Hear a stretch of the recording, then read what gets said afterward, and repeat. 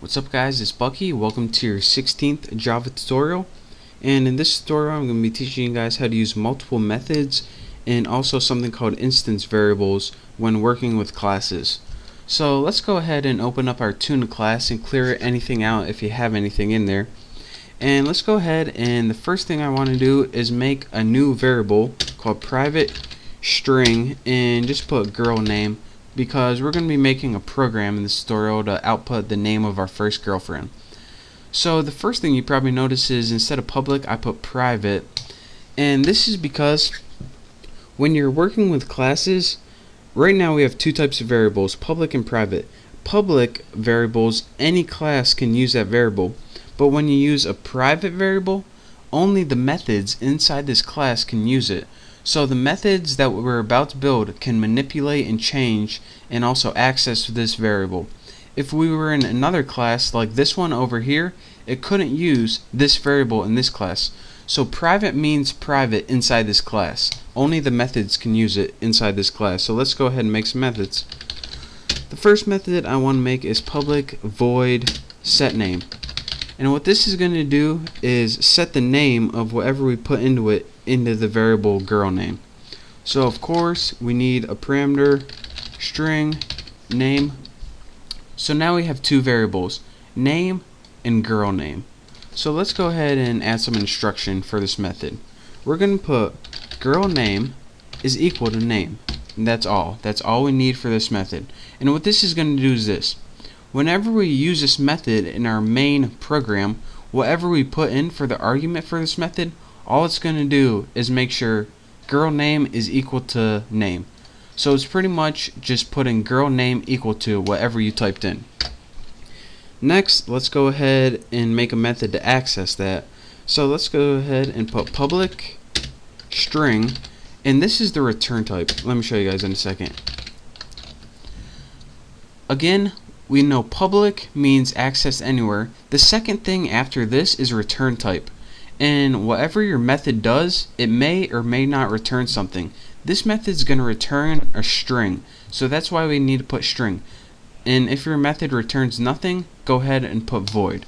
So now let's go ahead in our method body, let's go put return girl name. That's all it does is return girl name, which was made up here. Next, let's go ahead and make one last method, public void saying, and this is going to be our final output to the user. So all we need to put here is system out printf, and this is a new type of print if I didn't teach you before. What it does is take something like your make sure I'm spelling everything right, your first girlfriend was %s, and whenever we use %s, it needs to know what string do I want to put in place of this. Well, we have a perfectly fine string right here in our get name, so let's go ahead and I won't copy that, I won't be too lazy. Get name. So it's going to say your first girlfriend was, and whatever girl name is as defined up here, that's what it's going to output. You'll see what it does later. But for now, let's go over to your apples one. Make sure you import your scanner and make a tune object so we can access that class. And now let's go ahead and just put a basic prompt on the screen so we can tell the user what to do. System out print line, and what were we gonna print? Just print something like enter name of first girlfriend here. Just any prompt will do, just so we're not lost, so the user actually knows what to do. And after that, go ahead and we need to make a temporary variable. So we need to put string temp. You can name yours whatever you want. I just name mine temp for fun. Input, and this is where we use our scanner variable. Next line with empty parameters.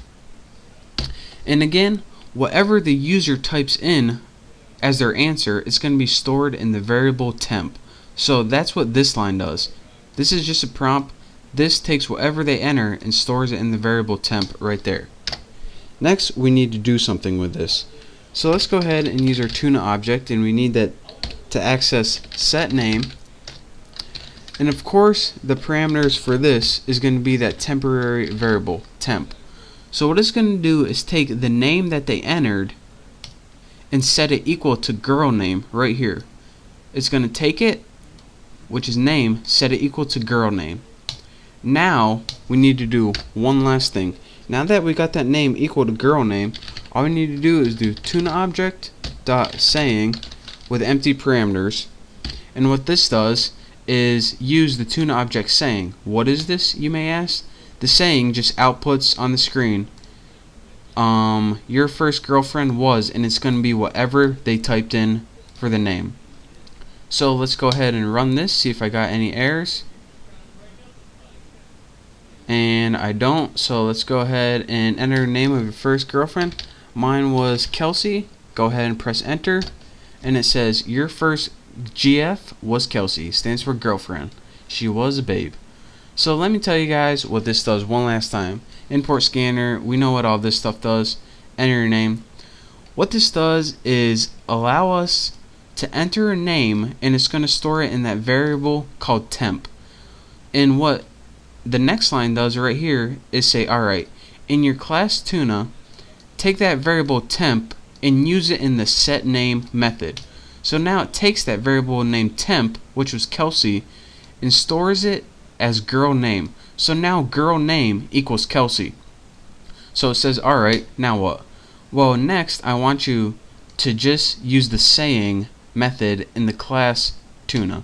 So it says, alright, we know that girl name is equal to Kelsey now.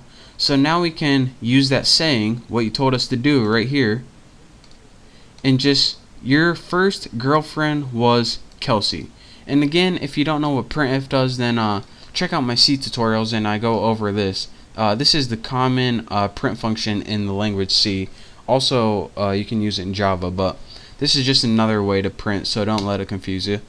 So that is how you use instance variables and multiple methods. So again, you can use multiple methods in the same class.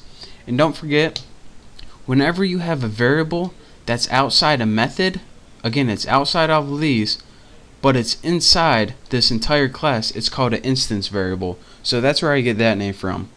So I hope you enjoyed watching this tutorial. I hope you understand at least a little bit of it. So thank you guys for watching. Make sure to check out my next tutorial. I promise I'll be clearing this up for you. Don't forget to subscribe to my channel, and I will see you next tutorial.